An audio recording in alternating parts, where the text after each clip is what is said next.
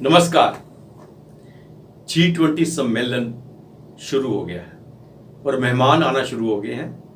दिल्ली सज गया है मेहमानों के लिए और बाहें फैलाए भारतीय खड़े हैं अपने मेहमानों के स्वागत के लिए। लेकिन सबसे बड़ी बात यह है कि इस G20 का क्या मायना है, क्या फायदा होगा इसका हमें। आज हमारे साथ हैं ब्रिगेडियर डॉक्टर विजय सागर दीवान साहब। दीवान साहब, आपका बहुत बहुत स्वागत है। Thank you very much.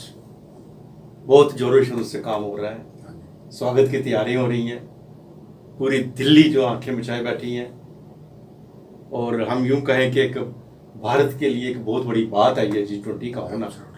लेकिन इसी बीच में ये प्रश्न उठता है, क्यों, क्या फायदा है, क्या मायना है इसका भारत के अंदर इसका। देखिए, पहले आपके दर्शकों को मैं ये बता दूं कि G20 एक ग्रुपिंग है 19 कंट्रीज की and 20th is European union. और ये बनी थी 2007-8 में, जो वर्ल्ड में इकोनॉमिक क्राइसिस आई थी। तो उस वक्त ये सोचा गया था कि इसके बाद वैसी क्राइसिस दोबारा ना आए तो हम एक बड़ा सा ग्रुप बनाते हैं। तो ये G7 कंट्रीज भी इसके अंदर आए और सबका ये ग्रुपिंग बनी। बेसिकली एक इकोनॉमिक ग्रुपिंग थी और इसका बेसिक मतलब ये था कि हम लोग अपनी जो सप्लाई चेन मैनेजमेंट है या उसको रिस्ट्रक्चरिंग करें सप्लाई चेन्स की, ताकि जो गरीब देश हैं उनके ऊपर ज़्यादा इसका फर्क ना पड़े। परंतु ये चलता रहा, इतने साल तक कोई खास ऑब्जेक्टिव अचीव हुए नहीं। परंतु लास्ट ईयर जब इंडोनेशिया की प्रेसिडेंसी में हुआ तो उस वक्त इसमें एक बहुत ज़बरदस्त बदलाव आया, क्योंकि उस वक्त आपकी यूक्रेन क्राइसिस भी थी, जो युद्ध शायद शुरू हो चुका था। तो वहाँ पे आके जो एडिशनल जो मुद्दे थे वो आने शुरू हो गए। और अल्टीमेटली आज की डेट में, अब जैसे आपको पता है, पुतिन साहब नहीं आ रहे, शी जिनपिंग नहीं आ रहे, ये बेसिकली यूक्रेन वॉर की वजह से नहीं आ रहे। और जो ग्रेन्स डील की जो सस्पेंड की है रशिया ने जो यूक्रेन के साथ, उसकी वजह से नहीं आ रहे। इसकी बात हम बाद में करेंगे। तो मतलब ये कि इसमें थोड़ा सा और जुड़ गया। अब इंडिया ने जो प्रेसिडेंसी ली है, तो वो कहते हैं ना, great man don't do different things, they do same things differently. तो अब जो भारत के जो प्लानर्स थे, जो आपके प्रधानमंत्री हैं या आपके जयशंकर साहब हैं, जो भी इनके दिमाग में बात थी, इन्होंने बोला भाई विली निली हम लोग बेसिकली जो वर्ल्ड ऑर्डर में जो मल्टीलैटरलिज्म आ चुका है, हम लोग वेस्ट और ईस्ट के बीच में थोड़े से पिसते चले जा रहे हैं। हमारी जो लॉयल्टी थी वो रशिया के साथ थी। चाइना ऑफ कोर्स हमारे अगेंस्ट था, परंतु हमारे को अमेरिकन को भी आज हमारी ज़रूरत है। क्वाड बना है इंडो पैसिफिक का वगैरह का, अलग बात है। बट आज प्रॉब्लम ये है कि हम दोनों को हैंडल कर सकते हैं। और सबसे बड़ी प्रॉब्लम जो इसका मेन ऑब्जेक्टिव G20 का था, बनने का था, वो था अफ्रीकन कंट्रीज का, अफ्रीकन यूनियन जो उन्होंने बनाई हुई है अपनी, शायद 42 या 43 कंट्रीज की बनी है, उनको कोई फ़ायदा नहीं हो रहा। तो हम लोग वैसे शुरू से ही नॉन अलाइन थे। अगर आपको याद हो चाचा नेहरू का जो फिलॉसफी थी, फिर विली निली हम रशिया के साथ चले गए because of our defence requirements या इवन ऑयल रिक्वायरमेंट्स जो आज की डेट में।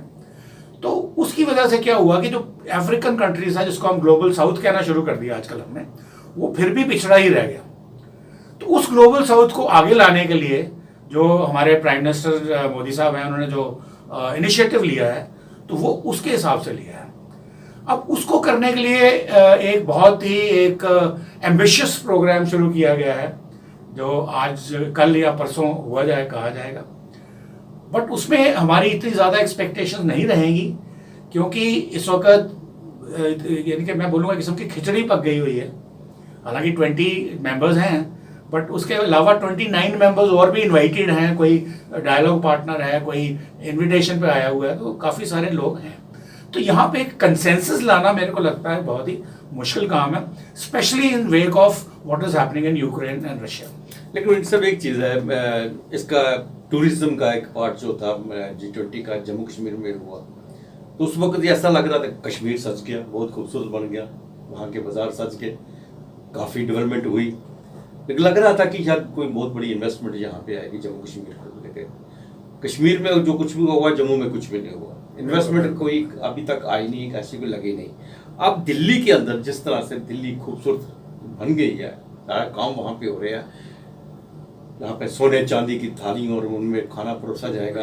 और दिल्ली सजने के सिवाय आम जो जनता ये सोच रही है यहाँ पे 90 करोड़ आदमी जो है, जनता जो है, वो राशन मुफ्त का खा रही है, वहां पे G20 का क्या मानना? मेरा उसी प्रश्न के साथ फिर यही प्रश्न है। देखिए, पहली बात तो जो श्रीनगर की आप बात कर रहे हैं टूरिज्म का, वो उसका कोई मकसद कुछ और था।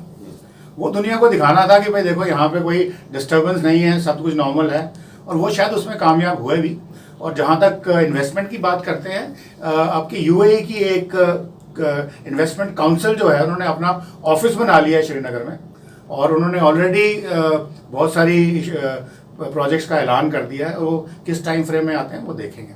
अब जहाँ तक दिल्ली का सवाल है, मैं आपको ये बता दूं, जो 23 किलोमीटर का कॉरिडोर है, स्टार्टिंग फ्रॉम आपके एयरपोर्ट से लेकर के भारत मंडपम, जिसको हम प्रगति मैदान कहते थे पहले, वहां तक इट इज एब्सोल्युटली सुपर, और वो शायद इंफ्रास्ट्रक्चर रहेगा। तो वो दुनिया को ये दिखाने के लिए है कि भाई इंडिया हियर आई कम।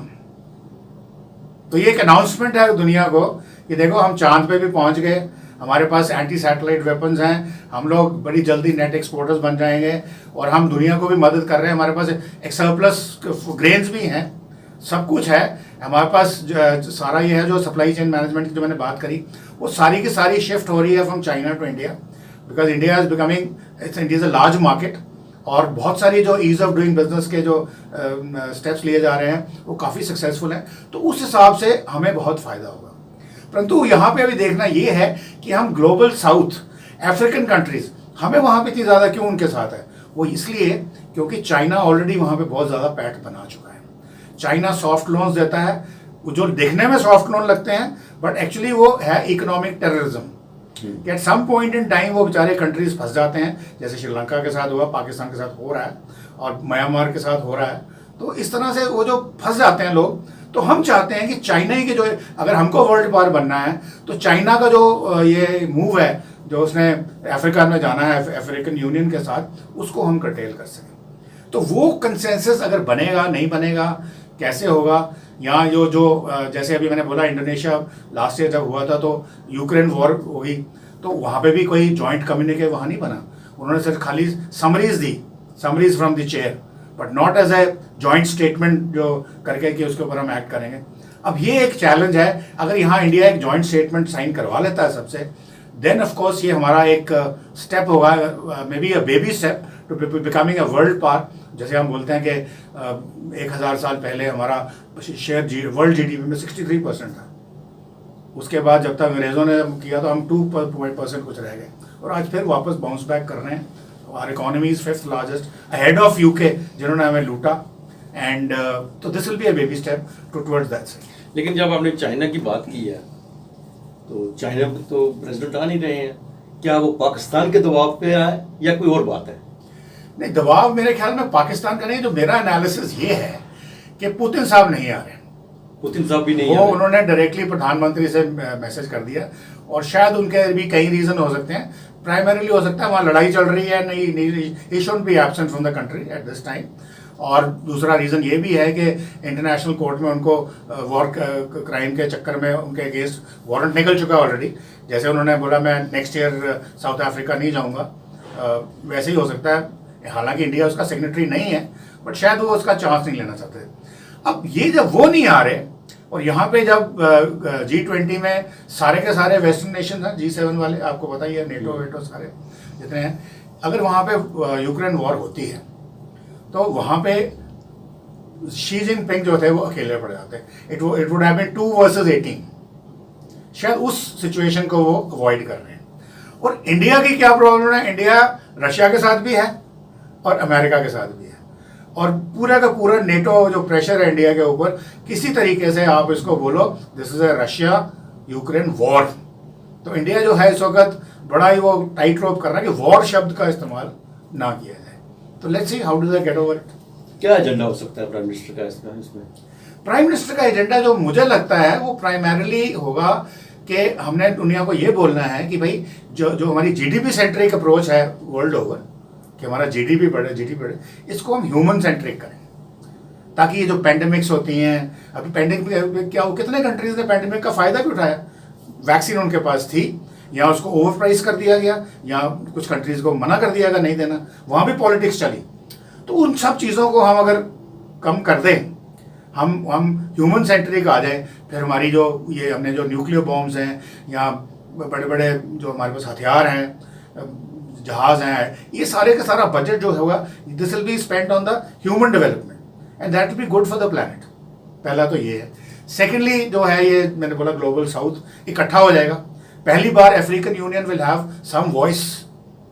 फिर उसके बाद इंडिया का यहाँ पे अपना हिडन एजेंडा ये है कि हम चाहते हैं कि जो जितनी भी यूएन बॉडीज़ हैं, कमर्शियल बॉडीज़ हैं, WTO वगैरह हैं, तो इनकी रीस्ट्रक्चरिंग होनी चाहिए ताकि इसमें इंडिया को भी ज़्यादा पोर्शन मिले, यानी कि बाकी ग्लोबल साउथ है उनको भी वॉइस मिले। क्योंकि ये सब कहते हैं कि इंडिया को हम चाहते हैं कि वो सिक्योरिटी काउंसिल का मेंबर, परमानेंट मेंबर बने, maybe with the veto power. But India के ऑफिशियल लाइन फिर भी यही रहेगी कि let's remove this veto power. जो कुछ भी हमने करना है वर्ल्ड लेवल पे, it should be consensus, there should be no veto power. Consensus at best, consensus ना हो तो मेजॉरिटी, एंड उस मेजॉरिटी में जैसे अफ्रीका जैसे गरीब देश हैं, लैटिन अमेरिका के देश हैं, साउथ अमेरिका के देश हैं, या इवन साउथ एशिया के आसियान ग्रुप है जहाँ पे प्राइम मिनिस्टर कल ही होके आए हैं, तो इन लोगों को भी उतनी ही वॉइस मिले, इनका ओपिनियन भी उतना ही मैटर करे जितना अमेरिका का या नेटो कंट्रीज का या यूरोपियन कंट्रीज का करता है।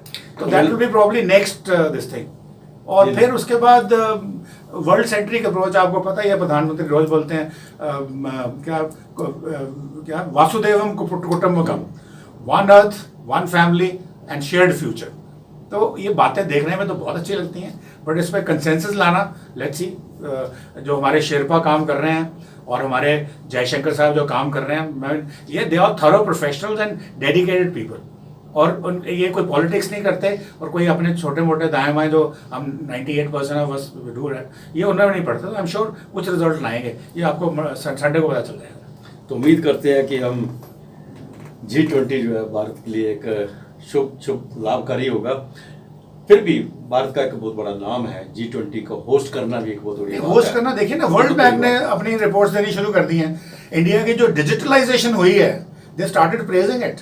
हम कहते थे पिछड़े हैं हम, डिजिटाइजेशन, चांद पे गए, hypersonic, anti satellite, and what have you. एक जहां जहां कर दिया कि भारत में इतनी कैपेसिटी है, जहां जहां आपने होस्ट कर सकता है G20 जैसा भी कोई भी, जहां जहां आपने हमारे पे सैंक्शन लगाई, हमें क्रायोजेनिक इंजन नहीं दिए, हमने खुद डेवलप कर लिए।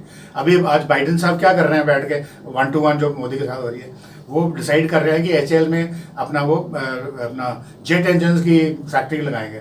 अब जब जेट इंजन जब आप हमारे कंट्री में हम खुद बनाएंगे, तो फिर तो हम नेट एक्सपोर्टर्स बन जाएंगे अपने हवाई जहाजों। नहीं डॉक्टर साहब, ये कि यही तो नहीं चाहना, इसी वजह से नहीं आ रहा कि यहाँ के जितनी भी इन्वेस्टमेंट है वो उसी के कंट्री से निकल के इंडिया में वापस आ रही है, इधर आ रही है। नहीं, कोशिश तो यही है कि चाइना में प्रॉब्लम है। इनफैक्ट चाइना में इस वक्त China is in a very thick economic mess as of now. I mean China का छोड़िए, जो बिजनेस शिफ्ट हो रहे हैं चाइना से outside the country, even Chinese जो लोग हैं, सिटीजन्स हैं, उनका भी कल डेटा आया है, इतने लोग बाहर निकलना शुरू हो गए, दे हैव अप्लाइड और दे ऑलरेडी गोइंग आउट। तो there is some definitely very serious thing in China.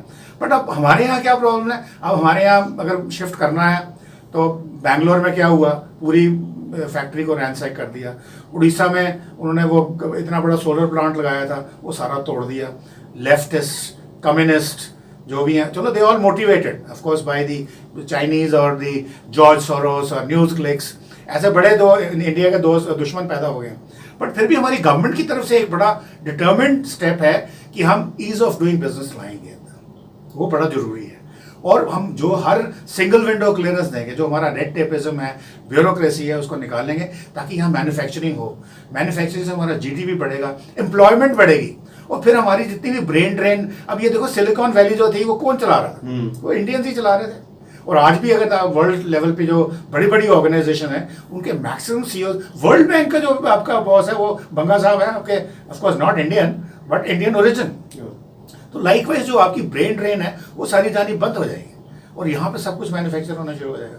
फिर उसके बाद अगर दुनिया की जो एटीट्यूड है वो मिलिट्रिज्म के तरफ ही रहता है फिर भी, तो then we are in strong footing. उम्मीद करते हैं कि ये एक सक्सेसफुल इवेंट होगा, और इसमें से आने वाले दिनों में भारत को जिस तरह से डॉक्टर साहब ने बताया कि शायद ही एक बहुत बड़ी इन्वेस्टमेंट मिलेगी, एक बहुत बड़ा काम यहाँ पे होगा, और हो सकता है कि आने वाले समय में दुनिया याद करे कि भारत के अंदर G20 हुआ था। डॉक्टर साहब स्टूडियो में आए, आपका बहुत बहुत धन्यवाद। थैंक यू वेरी मच, बहुत बहुत शुक्रिया आपका। आज के लिए बस इतना ही। अगले प्रोग्राम में फिर आपसे भेंट होगी, तब तक इजाज़त दीजिए। नमस्कार।